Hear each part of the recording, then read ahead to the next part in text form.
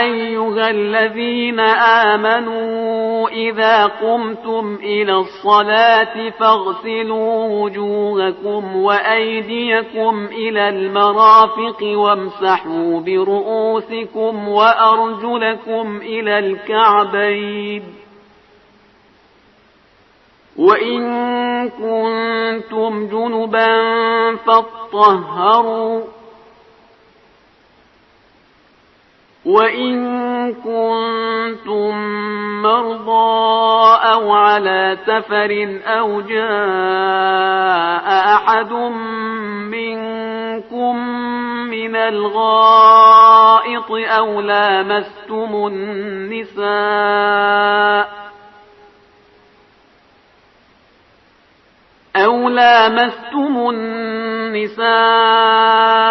فلم تجدوا ماء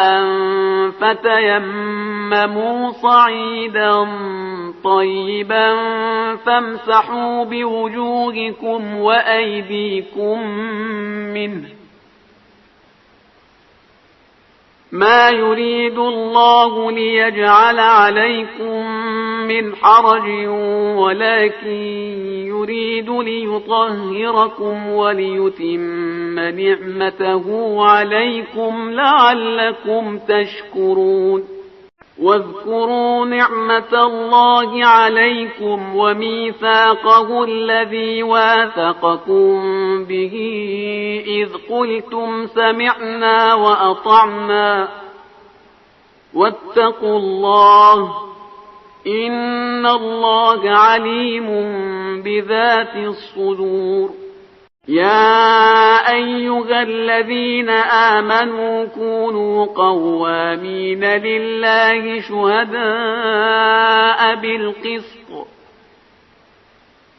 ولا يجرمنكم شنآن قوم على ألا تعدلوا اعدلوا هو أقرب للتقوى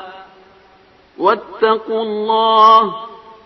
إن الله خبير بما تعملون وعد الله الذين آمنوا وعملوا الصالحات لهم مغفرة وأجر عظيم